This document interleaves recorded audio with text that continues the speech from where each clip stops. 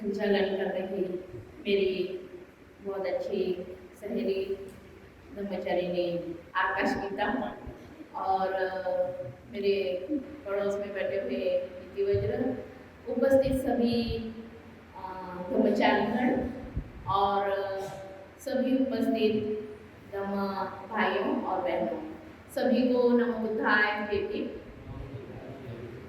और आशा करती हूँ आप सभी लोग भी इस शिविर में हम कल से शामिल हुए हैं, तो निश्चित ही हम हर समय जो है हर चीज़ का आनंद ले रहे हैं। यहाँ की व्यवस्था, यहाँ का खान पान और जो हम सिगारवाद सूत्र को सुन रहे हैं उसका भी एक अलग ही अनुभव हम ले रहे होंगे। और साथ में जो गुड चर्चा हो रही है उसका भी एक अनुभव, उसका भी एक आनंद हम महसूस कर रहे हैं, एक दूसरे से मिल रहे हैं, उसका भी एक अनुभव ले रहे हैं, आनंद ले रहे हैं। तो सभी चीज़ों का हम जो है निश्चित ही आनंद ले रहे होंगे, ऐसे में आप सभी से आशा करती हूँ। और जैसे सुबह हम सिगारवाद सूत्र की स्टडी कर रहे हैं, पर शाम के समय भी हमारे पास में एक सुंदर ऐसी प्रवचन की श्रृंखला जो है वह चल रही है। और आज से जो है उस प्रवचन की श्रृंखला में हम पंच धम्मेंद्रिय इस विषय को जो है हम सुनने जा रहे हैं। जबकि यह विषय जो है इसको एक जिस तरह से सिगारवाद सूत्र की स्टडी हम कर रहे हैं, अभ्यास हम कर रहे हैं, उसी तरह पंच धम्मेंद्रिय का भी अभ्यास जो है इन शिविरों के माध्यम से किया जाता है। तो इस तरह से हम इस शिविर में ये पंच धम्मेंद्रिय जो है इनको हम सुनने जा रहे हैं। तो आज जो है इस श्रृंखला की जो पहला पुष्प मैं पिरोने जा रही हूँ, जैसे कि आकाश गीता ने कहा है उस तरह से। तो सबसे पहले तो हम देखते हैं कि कई सारे लोग जो है वह नए आए हैं इस शिविर में।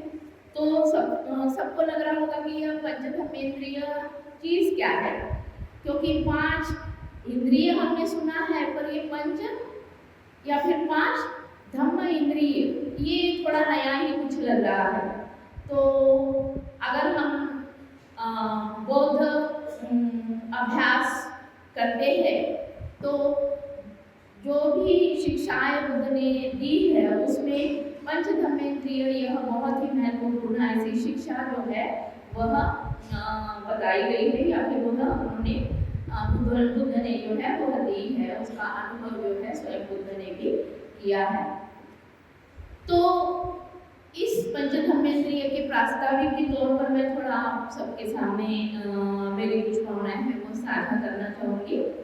तो जैसे कि हम देखते हैं कि हमें 5 जो है इंद्रिय है ना, तो इन इंद्रियों के माध्यम से हम जो है हमारे जीवन में अलग अलग मौके पर अलग अलग इंद्रियों के जब संपर्क में जाते हैं तो हम आनंद उससे लेने का प्रयास करते हैं। जैसे कि आंखें हैं, आंखों से हम देखते हैं, एक उसका अलग स्पर्श हम महसूस करते हैं। फिर उसके बाद में हम स्पर्श का अनुभव करते हैं, जिससे संवेदनाओं का हम अनुभव करते हैं, अलग अलग संवेदनाओं को हम महसूस करते हैं।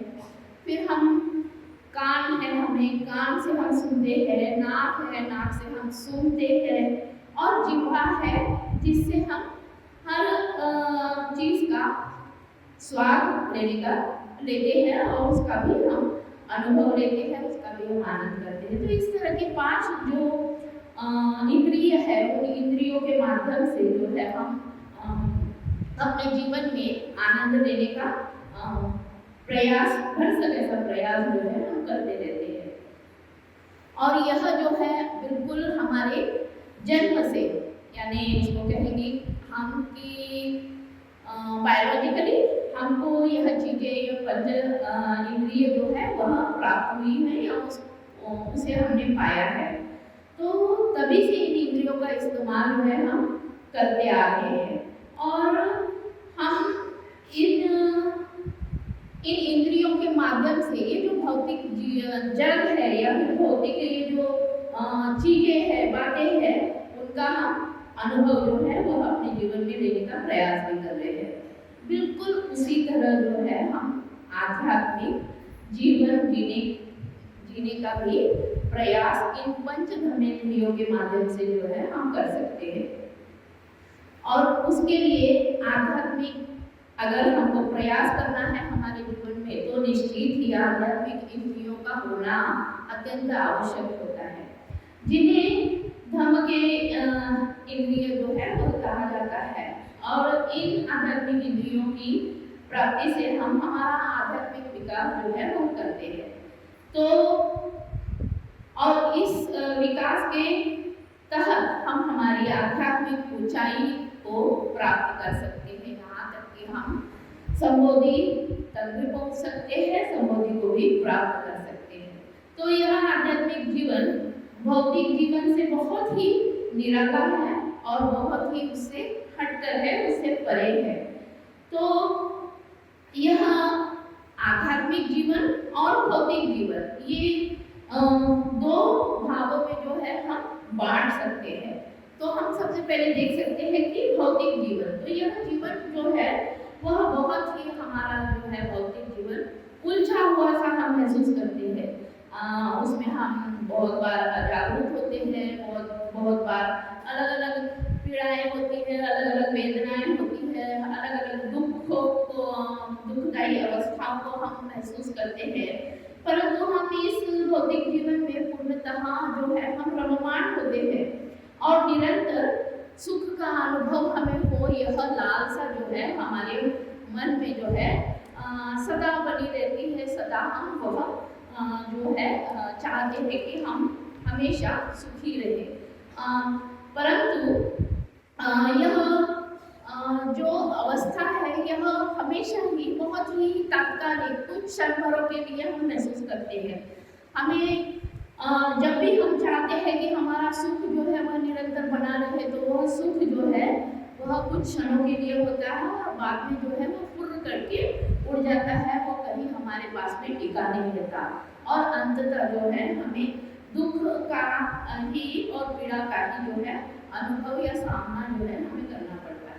तो यह दोहरा जीवन जीते हुए जब हम जीते रहते हैं, हम उसका अनुभव लेते रहते हैं, तो कई बार जो है हम यह करते करते उब जाते हैं, थक जाते हैं, या मनुष्य स्वभाव जो है वह हर क्षण जो है एक तरह से कहेंगे कि नूतनता चाहता है, एक नया जो चीज़ है यह चाहता है। हमारा मन भी हर बार जो है बार बार कोई चीज़ करते हैं तो वह उब जाता है या फिर थक जाता है, तो नई चीज़ें जो है वो बार बार करना चाहता है।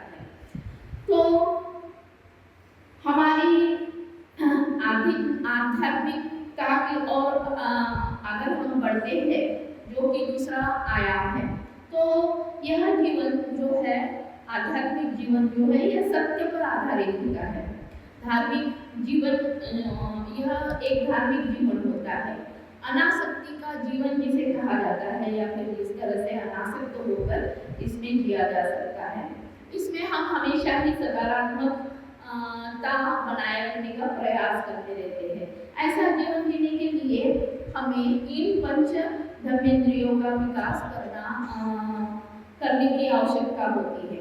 इसका विकास करने के लिए हमें प्रयास करने की भी आवश्यकता पड़ती है। शारीरिक इंद्रियों का अनुभव तो हम लेते ही है, लेकिन उसके साथ में जो है हमें प्रयासों की आवश्यकता होती है। और जब हम धार्मिक प्रयास करते हैं, प्रयासरत रहते हैं, तब हम जो है हमारे आध्यात्मिक हमारा आध्यात्मिक विकास हम करते हैं और फिर उन आध्यात्मिक विकास के तहत जो है हम 5 इंद्रियों का अनुभव लेने के लिए प्रयासरत रहते हैं, उसका अनुभव हम लेते हैं। जैसे कि कोई फल होता है ना?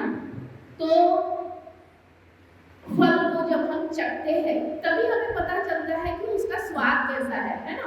कभी वो मीठा होता है, कभी वो खट्टा होता है, कभी वो थोड़ा सा खट्टा मीठा होता है, कभी थोड़ा सा उसमें हल्की सी कड़वाहट बोलिए या हल्का सा खटास बोलिए वो होता है। तो अलग अलग जो फल है वो अलग अलग जो स्वाद है वह हमें मतलब हम महसूस करते हैं या उसको अनुभव करते हैं। और बिल्कुल उसी तरह जो है यह दो आयाम है कि एक भौतिक जीवन है और एक आध्यात्मिक जीवन है। तो यह पंचधर्मेंद्रिय जो है यह इसी तरह एक आध्यात्मिक जीवन का जो है यह आयाम है। और इस आध्यात्मिक जीवन में यह पंचधर्मेंद्रिय जो है पांच पंच है, तो पांच धम्म की इंद्रिय कहा गया है ऐसे। तो इनमें पांच ये इंद्रिय फिर कौन सी है धर्म की इंद्रिय? तो उसमें है सबसे पहले श्रद्धा, उसके बाद में दूसरा है वीर्य, तीसरा है स्मृति, चौथा है समाधि और पांचवा है प्रज्ञा। तो आज का जो पहला जो इंद्रिय है धर्मेंद्रिय है वह है श्रद्धा। और मैं इस श्रद्धा पर जो है आपके सामने मुझे जिस तरह भी मतलब मैंने श्रद्धा को समझा है तो उस तरह आपके सामने जो है मैं प्रस्तुत करने जा रही हूँ या फिर आपके साथ में साझा करने जा रही हूँ। तो सबसे पहले तो श्रद्धा की जब बात आती है तो मुझे एक कहानी है आपके सामने प्रस्तुत करने में मतलब बहुत ही अच्छा लगेगा, क्योंकि वह मेरे बिल्कुल क्या कहते हैं कि एकदम हृदय के पास है, ऐसा मुझे हमेशा महसूस होता है। आप सभी उस कहानी को जानते हैं, बुद्ध काल की ये कहानी है। और एक सुंदर स्त्री जिसका नाम ईशा गौतमी है, वह उसकी नई नई शादी हुई रहती है, बहुत सुंदर होती है, बहुत नई नई उसकी शादी हुई होती है। और फिर शादी के कुछ दिनों के पश्चात उसको एक सुंदर सा शिशु होता है और फिर एक पुत्र की प्राप्ति जो है उसे होती है। और उस पुत्र की प्राप्ति से वह बहुत ही सराबोर हो जाती है, बहुत आनंदित रहती है और बड़ी सुंदरता से उसका बहुत प्यार से उसका लालन पालन करती है। फिर एक साल बीत जाता है, फिर दूसरा साल बीत जाता है और इस तरह से जो है दिन चलने लगते हैं। वो छोटा छोटा बच्चा जो है जो शिशु होता है वो बड़ा होने लगता है।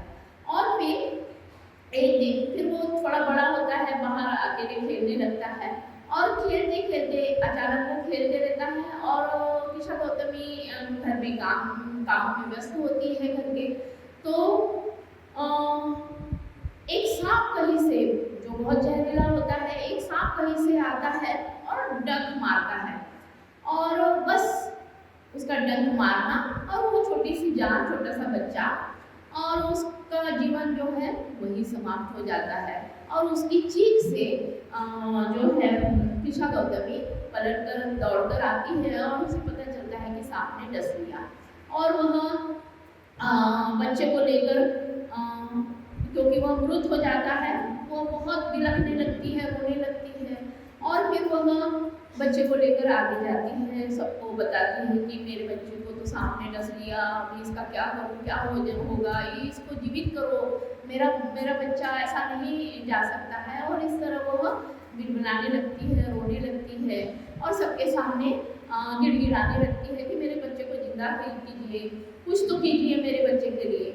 और बाद में जो है वह लोग जो है उसकी अवस्था देखकर बोलते हैं कि देखो यहाँ पे एक बड़े साधु महाराज आए हैं और तुम जाओ और वहाँ पर उनके पास में जाकर आपकी व्यथा बताओ। तो वो बस सुनने की उसकी देरी रहती, दौड़े दौड़े जाती है भाग और वहाँ जहाँ बुद्ध जो है वह बैठे रहते हैं वहाँ जाती है वो। और बुद्ध तो क्या कहते हैं कि उन्हें तो सब पहले ही बहुत सारी बातों को समझ लेते हैं। तो वह देखते हैं उसकी अवस्था को और बहुत ही वो शांति से उसको आने देते हैं। वो जाती है और वो सारी चीज़ें बताती है, तो बुद्ध शांति से कहते हैं कि बेटी शांत हो जाओ। और फिर वो बोलते हैं कि ठीक है, हम इसको ठीक करने का प्रयास करेंगे। एक काम करते हैं, आप थोड़ी सी जो राई है, सरसों, वो जिस घर में कोई मरा नहीं होगा, किसी की मृत्यु नहीं हुई होगी, ऐसे घर में जाओ और उनके घर से जो सरसों है वह मुट्ठी भर लेकर आओ और ये बच्चे को यहीं भी रख दो। तो उसको लगता है कि अगर मैं ऐसा करती हूँ तो बच्चा सही में जो है वह जिंदा हो जाएगा, जीवित हो जाएगा, और बस वह निकल पड़ती है और हर घर में जाती है। गांव में जितने भी लोग हैं उन सबके घर में जाती है और बोलती है कि मुझे ना एक मुट्ठी भर सरसों दे दीजिए। तो लोग अंदर जाते हैं और जैसे ही वो सरसों लेकर आते हैं बोलती है, पर आपके घर में कोई किसी की मृत्यु ना हुई हो। तो सब लोग हाथ पीछे ले लेते हैं कि बोलते हैं कि नहीं, हमारे घर में तो इसकी मृत्यु हो गई, उसकी मृत्यु हो गई। तो हर घर से जो है यही बात जो है वह सुनती है और फिर बहुत हताश होकर उसके हाथ खाली ही रहते हैं। वह सरसों जो है वो नहीं ले पाती और फिर वह वापस लौट कर बुद्ध के पास आती है और फिर बुद्ध को बताती है कि किसी के भी घर से जो है मुझे सरसों नहीं मिल पाई, क्योंकि हर घर में किसी न किसी की मृत्यु हुई है। और बुद्ध के बिना कुछ बताए, बिना कुछ कहे उसको यह बात जो है वह समझ में आ जाती है कि जहाँ जीवन की निर्मिति होती है, जहाँ जीवन मिलता है, वहाँ मृत्यु भी अवश्य ही होती है। और इस अनुभव को जब वह लेती है तो इस अनुभव से जो है उसको वह शिक्षा जो है वह मिल जाती है और बिल्कुल उसी समय जो है वह श्रद्धा से सराबोर हो जाती है, शांत हो जाती है और जाकर जो है बच्चे को दफन करती है और बहुत शांति से बुद्ध के शरण में जाती है। तो यह सुंदर सा जो उदाहरण है, इससे हम समझ सकते हैं कि श्रद्धा कितनी बलवान होती है ना। तो इस श्रद्धा में सबसे बड़ी बात अगर कुछ है तो जो बुद्ध ने जब बुद्धत्व की प्राप्ति की और जब पहली बार उन्होंने जो पंचवगीय भिक्खु है, भिक्खुओं को जब देशना दी, तो उस देशना में जो 4 आर्य सत्य सिखाए, जो 4 आर्य सत्य उनको बताए, उसमें भी दुख ही सबसे पहला जो है आर्य सत्य कहा है। तो यह जो दुख है या जो पीड़ा है, यह हमारे जीवन का सत्य है। तो इस पीड़ा और दुख से जो है, मतलब हर बार तो मैं नहीं कहूँगी, पर बहुत बार हम जो है श्रद्धा की तरफ जो है हम बढ़ते हैं या फिर श्रद्धा का विकास जो है हम में होता है। तो सबसे पहले तो हम जानेंगे कि यह दुख क्या है, यानी दुख के बारे में तो मैं नहीं बताऊंगी बहुत, पर इस दुख के 7 कारण जो है वह बुद्ध ने जो है वो बताए हैं। तो 7 कारणों में सबसे पहला कारण जो है बुद्ध बताते हैं वह है जन्म। तो बुद्ध कहते हैं कि जन्म ही दुख का सबसे जो बड़ा है वो कारण है। जन्म ही दुख का सबसे बड़ा कारण है। जहाँ जन्म होता है हम बड़ी खुशियाँ मनाते हैं, बड़ा आनंद हमें महसूस होता है, हम बहुत मिठाइयाँ बांटते हैं, लोगों को बताते हैं, बड़ी खुशी होती है। और पर उसके पीछे जो क्या कहते हैं कि एक तरह की जो सत्यता है उसको हम भूल जाते हैं। और वह सत्यता है कि जब जीवन मिला है, जब जीवन की निर्मित हुई है, तो कभी ना कभी जो है उसको नष्ट भी होना ही, कभी ना कभी उसका अंत भी जो है वह होना है। तो जीवन या जन्म जो है वह नहीं होता तो दुखों का अनुभव भी हमें नहीं होता। तो इसीलिए जहाँ जीवन है वहाँ और जहाँ जन्म है वहाँ दुख भी अवश्य ही है। ऐसा बुद्ध जो है अपनी इस 7 जो कारण है दुखों के उसमें बताते हैं। तो किसी का जन्म होता है, बहुत ही हमें आनंद होता है, परंतु जब जैसे जैसे समय बीतता है वैसे वैसे चीजें जो है अनचाही महसूस होने लगती है। कभी कभी तो इतनी मतलब इतनी बुरी तरह हम जो है हमारे बच्चों के ही बारे में आज के ज़माने में अगर हम सोचे या आज की पीढ़ी के बारे में अगर हम सोचते हैं तो निश्चित ही कई बार ऐसा महसूस होता है हमें कि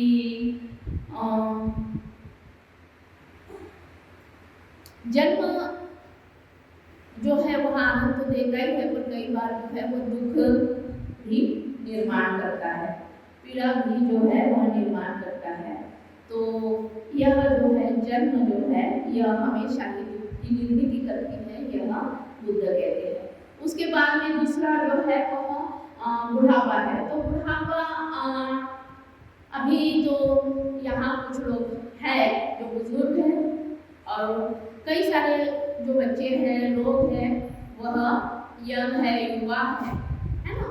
पर जैसे जैसे अब मैं भी अभी मेरी सहेली ने बोला कि मैं बहुत युवा हूँ पर मेरे जो बाल है ये सफ़ेद हो गए हैं, है ना, झुर्रियाँ थोड़ी सी बढ़ रही है, थोड़ी सी महसूस हो रही है मुझे। जब मैं आईने में देखती हूँ तो ऐसे ऐसे करके देखती हूँ कि भाई मुझे थोड़ी सी झुर्रियाँ दिख रही है, तो मुझे लगता है ओहो मैं भी बूढ़ी हो रही हूँ, ऐसा लगता है मुझे। तो निश्चित ही मैं युवा थी पर अब मैं जो है एक प्रौढ़ता की ओर जा रही हूँ, है ना। तो यह मुझे बर्दाश्त नहीं हो रहा, यानी मैं थोड़ा सा उसको पचा नहीं पा रही हूँ, थोड़ा सा मुझे अच्छा नहीं लगता है। तो ऐसा सिर्फ मेरा ही नहीं तो हम सभी को लगता है कि मैं कभी मेरी उम्र जो है वो बढ़े ना, कभी मैं यानी बूढ़ी ना हो, कभी हम बूढ़े ना हो, कभी हमारे जो बाल है सफ़ेद ना हो। अगर सफ़ेद होते हैं तो हम क्या करते हैं, डाई लगा देते हैं ना। मैं नहीं लगाती हूँ, ये मेरे ओरिजिनल है तो डाई लगाते हैं, है ना। तो अलग अलग तरह के हम जो है हम पार्लर में जाते हैं, फेशियल करते हैं, क्या क्या करते हैं, है ना। मैं जाती नहीं हूँ पर मुझे पता है क्या क्या किया जाता है। तो इस तरह हम अपना बुढ़ापा छुपाने का प्रयास जो है इस माध्यम से करते हैं। तो और ये सब करते हुए हम सैकड़ों पैसे भी अपने खर्च करते हैं। तो इस तरह से जो है हम अपने उम्र को जो है ढकते हैं, उसको उम्र बढ़ने से हम अपने आप को रोकना चाहते हैं। पर यह तो बहुत ही नैसर्गिक बात है। जब हम हमारा जन्म हुआ है तो हम युवा होके हम प्रौढ़त्व की और भी जाएंगे। तो इस तरह तो यह नैसर्गिक प्रक्रिया है और वह चलती रहेगी। तो अत्यंत जब इस तरह की बातें होती रहती तो यह हमारे लिए बहुत पीड़ादायक महसूस होता है, अत्यंत भयावह हमें यह लगता है। तो सत्य को स्वीकार जो करना है वह हम नहीं कर पाते हैं। सत्य को स्वीकारना हमें बड़ा ही मुश्किल लगता है। तो इस तरह से जो है यह बुढ़ापा हमें चाहिए नहीं होता है। हमेशा ही हम इससे बचना चाहते हैं, हमेशा ही हम युवा दिखना चाहते हैं, सुंदर दिखना चाहते हैं। तो यह सत्य जो है इसको हम बर्दाश्त नहीं कर पाते। यह जो है बुद्ध इस शिक्षा में बताते हैं। उसके बाद में तीसरा जो है वह बीमारी है। तो शरीर है तो बीमारियां भी होगी, इसको हम स्वीकार नहीं करते हैं। और जब बीमारियां होती है तो हम टूट जाते हैं। तो मैंने भी कुछ बीमारियों का अनुभव लिया है, पर मैं उस समय में क्योंकि उसके पहले ही मुझे बुद्ध धम्म और संघ जो है, त्रिरत्न जो है, वह मुझे मिल चुके थे और उनके ऊपर जो मेरी श्रद्धा, जो मेरी अटल श्रद्धा है, उसकी वजह से मैं मेरी बीमारियों में भी टस से मस नहीं हुई और मैंने बहुत डट कर मेरी बीमारियों से जो है सामना किया। तो इस तरह अगर हमारे पास में त्रिरत्न नहीं है, बुद्ध धम्म संघ नहीं है, उनको हम समझते नहीं हैं, तो निश्चित ही इस बीमारी का असर जो है, जो कई बीमारियां हैं, हम सब जानते हैं, बड़ी बड़ी बीमारियां हैं ना। सबसे बड़ी बीमारी जो है वह कैंसर है, जो हम समझते हैं। तो उस बीमारी को जब हम और आजकल तो बहुत आम हो गई ऐसा लगता है, तो जब हम को ऐसी बीमारियां होती है तो हम उन्हें स्वीकार नहीं करते, हम टूट जाते हैं, संयम खो देते हैं अपना और परिस्थिति जो है उसको बदलने का प्रयास करते हैं। तो वह परिस्थितियाँ जो है वह भले ही स्थिर नहीं रहती है, बदलती रहती है, पर कई बार जो है उसमें हम एक तरह से क्या कहते हैं कि जो हमें बदलाव होना चाहिए वह होते नहीं हैं और हम टूट जाते हैं। अंततः दुख की चादर से जो है हम एक तरह से उस चादर में अंधकार जो है वह हमारे चारों ओर घिर जाता है और हम दुख में चले जाते हैं। तो उसके बाद में जो है चौथा दुख है और वह है मृत्यु। तो मृत्यु के बारे में तो बोलेंगे, अभी तो सुना है हमने मृत्यु के बारे में, पर भाई और बहनों, मृत्यु को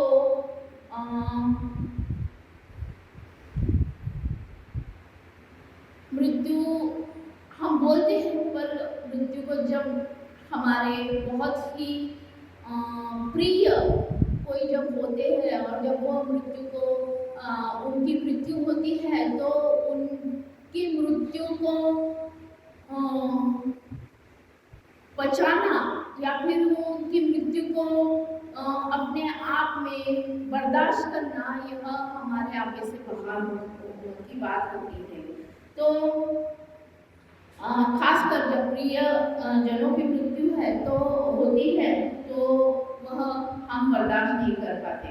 हमें लगता है कि बिल्कुल जैसे ही जन्म होता है, खासकर जो हम माता होती है और जब माताओं के जो बच्चे होते हैं, अगर उनकी मृत्यु हो जाए तो यह स्वीकार करना उनके लिए बहुत ही दुखदायक जो है वह होता है। हर माता को ऐसा लगता है कि मेरा अगर बच्चा जन्म हुआ है तो वह बिल्कुल अमर होकर ही आया है, वो कभी मेरे सामने जो है उसकी मृत्यु हो ही नहीं सकती। तो इस तरह जो है हमारा मतलब हमारी सोच होती है या हम उस तरह से अपने जीवन में देखते हैं या फिर जीते रहते हैं। तो और बहुत ही अटल विश्वास जो है वह हमारा होता है और अचानक मृत्यु हो जाने पर इसको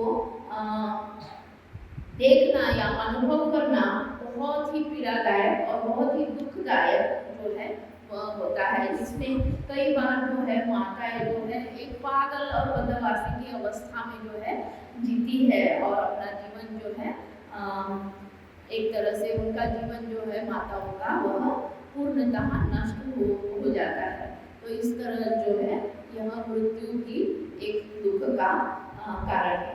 उसके बाद में पांचवा मृत्यु का कारण है अनचाहों का संपर्क में आना, जिसे हम चाहते नहीं हो, बार बार अगर वो हमारे सामने आ जाए तो इतनी कटुता होती है, इतना द्वेष होता है हमारे मन में उनके प्रति कि उनको हम देखना तक नहीं चाहते। उनके शब्दों को हमारे कानों तक पहुँचे तो भी हमको ऐसे लगता है जैसे हमारे कान में शीशे डाल दिए हो।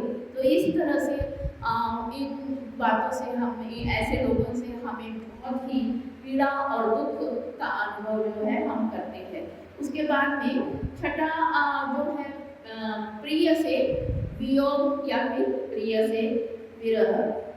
तो जिनसे हम अत्यंत प्रेम करते हैं, अगर वह हमें छोड़कर किसी कारणवश दूर चले जाए तो उनके वियोग में हम बहुत ही दुखित होते हैं, बहुत ही पीड़ा हमें होती है और हम उस दुख को जो है हम बर्दाश्त नहीं कर पाते हैं और एक तरह से कुछ भी मतलब करने के हम लायक ही नहीं रहते। हम ना खा सकते हैं, ना कुछ कर सकते हैं, तो बिल्कुल एक जिंदा लाश की तरह जो है हमारा जीवन जो है हम जीते रहते हैं। तो इस तरह से जो है हमें एक प्रिय अगर कोई है हमारा तो उसके वियोग में हम एक तरह से क्या कहते हैं कि घायल होकर जो है हमारे जीवन में जीते रहते हैं।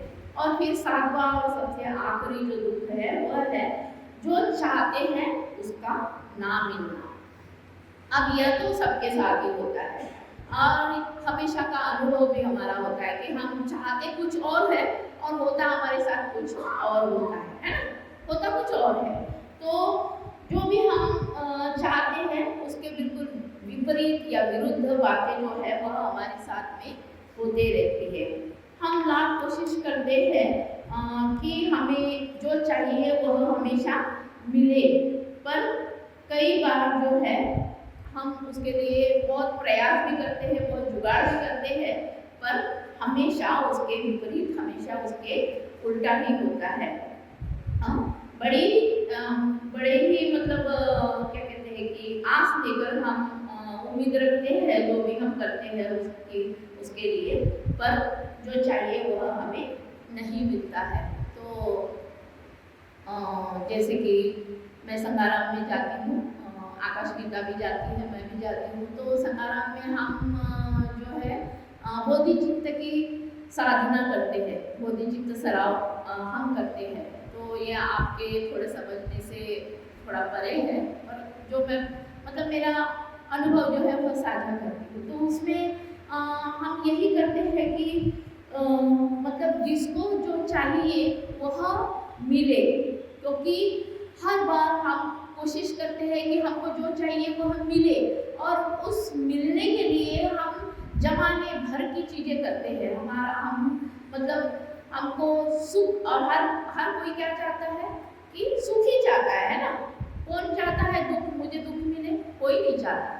तो हर कोई चाहता है कि मुझे सुख ही मिले, और उस सुख की लालसा में इतना कुछ अपने जीवन में करते हैं, पर उसके पीछे जो है वह क्या होता है कि हम और भी निरंतर दुख के पास जाते हैं। हमें लगता है हम हमारे सुख के लिए वो कर रहे हैं, पर वह जो है पलटकर दुख में ही परिवर्तित होता है। तो यही इस तरह जो है हम जो चाहते हैं उसके विपरीत जो है हमारे साथ में होता है, या फिर हमें जो चाहिए वह हमें मिलता नहीं। तो इस तरह के जो 7 दुख है वह जो है बुद्ध ने बताया है, जो बहुत ही दुखदायक होते हैं, बहुत ही पीड़ादायक होते हैं।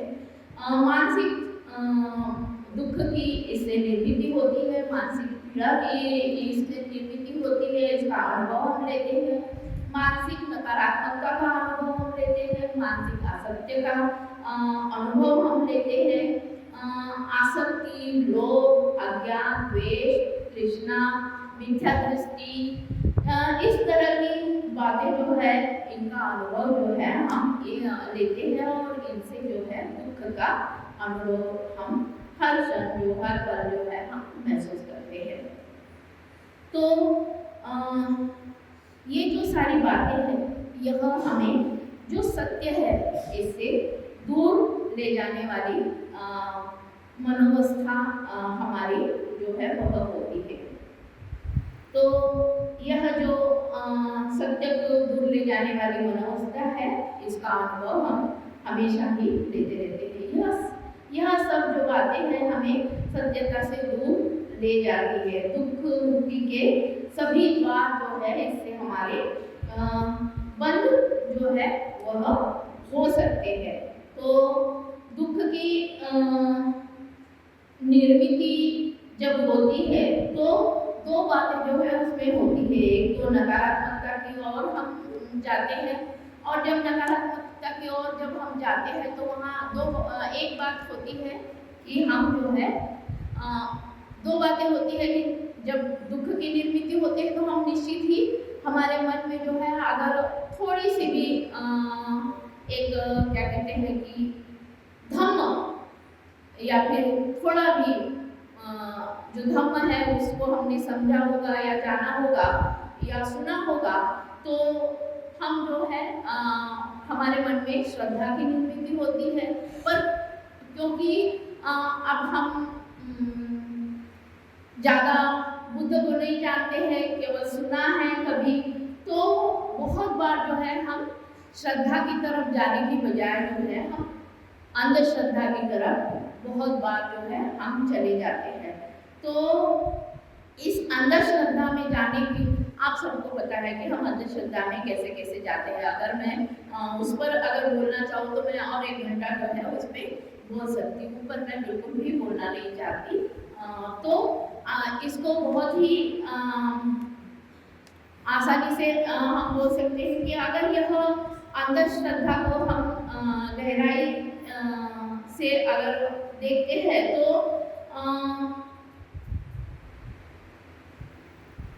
तो हम देखते हैं कि ये अंधश्रद्धा जो है हम बहुत सारी बातों से जो है अनुभव करते हैं, और फिर हर तरफ जो है क्या कहते हैं कि एक अलग अलग व्यापारी जो है अपना दुकान खोल के तो बैठे हुए हैं, और उन व्यापारियों के कुछ भी हो जाए, हमको थोड़ा सा बुखार आ जाए, कहीं हमारे घर में अशांति महसूस हो, कोई बीमार पड़ जाए, कोई किसी का मतलब कोई पास ना हो, तो ऐसे गांव में वगैरह शहरों में भी ये बातें होती है। शहरों में जरा बड़ी बड़ी मात्रा में होती है, शहरों में थोड़ा सा स्टैंडर्ड उनका हाई होता है, ऊंचा होता है। तो ऐसे में जो बड़े लोग होते हैं व्यापारी, अभी आप समझ जाइए, है ना, केले वगैरह इस तरह के लोग जो है वो उनके जो खाते हैं, उनके जो क्या कहते हैं कि उनकी जो दुकानें हैं वह जो है भरी रहती है। अभी टीवी पे, मोबाइल पे और क्या कहते हैं कि न्यूज़पेपर में ये सारी बातें आए दिन जो है हम देखते रहते हैं, सुनते रहते हैं। तो इस तरह हम अंधश्रद्धा में जो है फंसे हुए हैं, अंधश्रद्धा में डूबे हुए हैं। तो इस अंधश्रद्धा से निकलने की हमें आवश्यकता है। तो सकारात्मकता को हमारे मन में जो है हमको सकारात्मकता को बढ़ाने की आवश्यकता है। तो जिस तरह बुद्ध ने जो 4 आर्य सत्य बताए हैं, तो उन 4 आर्य सत्यों को समझने की आवश्यकता हमें है। तो दुखित मन से वेदनाओं का जो अनुभव है हम तो लेते ही है, पर जब हमारा दुखित मन विचार और भावनाओं के संपर्क में आता है तो हम जो है श्रद्धा की उत्पत्ति को महसूस करते हैं, और यह हमारे सकारात्मक मन की अवस्था है। स्वयं की अंतर्दृष्टि के सानिध्य में जब हम जाते हैं, मन में एक प्रकाश की जो है निर्मिति का अनुभव हम करते हैं। इस श्रद्धा का अभिव्यक्त स्वरूप जो है उसका हम अनुभव करते हैं, और यह अभिव्यक्त स्वरूप जो है वह समर्पण और प्रतिसाद देता है। हमारा मन जो है इन समर्पण और प्रतिसाद को जो है वह मतलब हमारा मन जो है वह प्रतिसाद देता है, और उससे जो है इन 2 बातों से जो है हमारे मन में श्रद्धा की निर्मिति होती है। गहरा काला धुआं जो हमारे मन में निर्माण हुआ होता है अंधश्रद्धा से कहिए या और अन्य दुखों से कहिए, तो इन सब से जो है हमारे मन का जो काला गहरा धुआं है वह जो है इस समर्पण और प्रतिसाद से जो है वह नष्ट होता है। और सब कुछ जो है वह हमें बहुत ही स्पष्ट तौर पर दिखाई देता है, उसका अनुभव भी हम स्पष्ट तौर पर लेते हैं। तो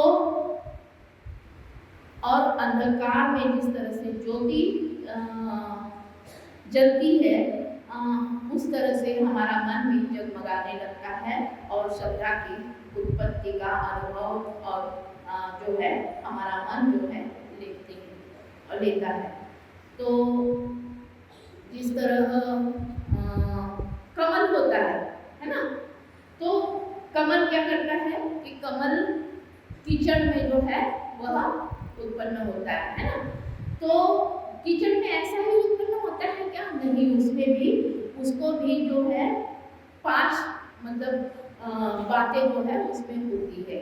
उसको भी उगने के लिए, उसको भी सुंदर निर्माण होने के लिए भी बीज का होना, कमल के बीज का होना आवश्यक होता है। उसमें फिर खाद है, मिट्टी है, पानी है, प्रकाश है, इन सारी चीज़ों का होना आवश्यक होता है, तभी जाकर जो है कमल जो है वह खिलते हैं। उसी तरह हम में जो बुद्ध गुण है यह भी जो है निर्माण हो सकते हैं। तो जिस तरह से बीज है, यह हमारे अंदर में बुद्ध गुण के रूप में जो है वह बीज है। बुद्ध गुण जो है हर किसी के हृदय में है और यह बुद्ध गुणों का विकास जो है हम अपनी श्रद्धा के माध्यम से कर सकते हैं। और जिस जमीन को अगर कमल को अगर जमीन ना मिले या फिर मिट्टी ना मिले तो वह खिल नहीं सकता, वह उग नहीं सकता। उसी तरह जो है आध्यात्मिक संघ, अभी हम यहाँ पे जो है कल से शिविर में आए हैं, तो यह एक तरह से आध्यात्मिक संघ की हम निर्मिति कर रहे हैं, जिसमें आध्यात्म का हम विकास कर रहे हैं, आध्यात्म को हम अनुभव करने का प्रयास कर रहे हैं। और इस तरह से हम सब एकजुट होकर जो है इस संघ की निर्मिति कर रहे हैं। तो इस तरह से हम वह मिट्टी जो है संघ, आध्यात्मिक संघ की निर्मिति कर कर बना रहे हैं। उसके बाद भी कमल को खिलने के लिए पानी की आवश्यकता होती है, यानी बारिश की आवश्यकता होती है। तो हम भी अपने जीवन में जो है धम्म की वर्षा, जो शुद्ध है, जो परिशुद्ध है, उसकी वर्षा का हम अनुभव जो है कर सकते हैं श्रद्धा के माध्यम से। उसके बाद में खाद है ना, अगर खाद ना मिले तो कमल जो है वह बहुत सुंदरता से खिलेंगे नहीं, बड़े नहीं होंगे, खिलेंगे नहीं। तो इस तरह से मैत्री की खाद अगर नहीं मिलेगी तो हमारी श्रद्धा जो है वह गहरी नहीं होगी। और उसके बाद में जो है प्रकाश, अगर प्रकाश नहीं मिलेगा तो भी कमल जो है वह खिलेगा नहीं। तो हमारा मन भी प्रकाशित अगर नहीं होगा और वह प्रकाश जो है वह श्रद्धा से ही निर्माण हो सकता है। तो उस प्रकाश को, हमारे मन को स्पष्टता की आवश्यकता है, और यह स्पष्टता अगर नहीं होती है, नहीं मिलती है, तो हम जो है इसमें हमारी श्रद्धा को विकसित जो है हम नहीं कर पाएंगे। तो और भी बहुत सारी बातें जो है भाई और बहनों मैं आपके साथ में साझा करना चाहती हूँ, पर क्योंकि समय बीतते जा रहा है तो आशा करती हूँ कि ये जो भी बातें मैंने बताई है, दुख के 7 जो प्रकार है उनको मैंने बताया है, फिर समर्पण और फिर समर्पण और प्रतिसाद जो है, यह 2 बातें जो है यह बताई है। तो और जो श्रद्धा है और जो अंधश्रद्धा है इनको बताने का प्रयास किया है। तो इस तरह से इन सब बातों से जो है हम अपने आप को श्रद्धावान बना सकते हैं। और जैसे जैसे हम इस वातावरण में हम रहेंगे, इसमें रहने का प्रयास करेंगे, तो निश्चित ही हमारी श्रद्धा का विकास होने वाला है।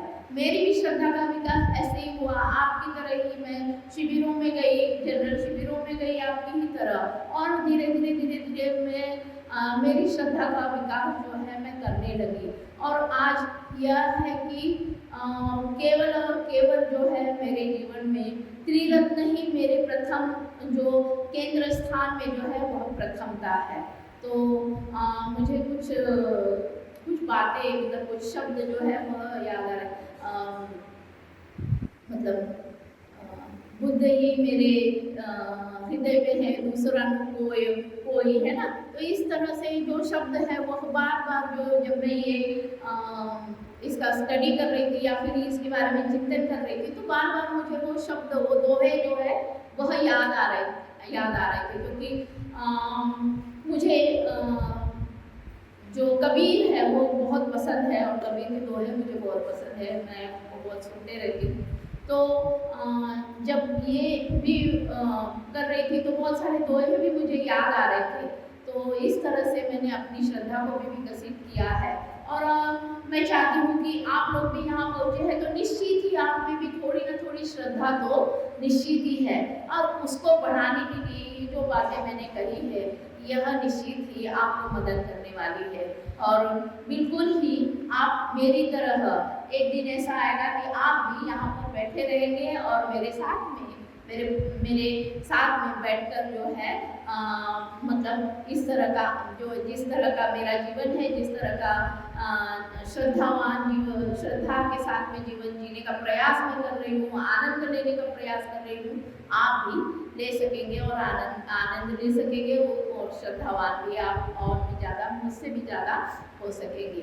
तो आशा करती हूँ और आपको बहुत बहुत शुभकामनाएं भी देती हूँ कि आप भी इसी तरह इस श्रद्धा का अनुभव लें और आपकी भी श्रद्धा का बहुत बहुत विकास हो, त्रिरत्नों को आप समर्पित हो, और जो सुख त्रिरत्नों में के चरणों में जाने से हमें मिलता है उसका आप भी अनुभव लें।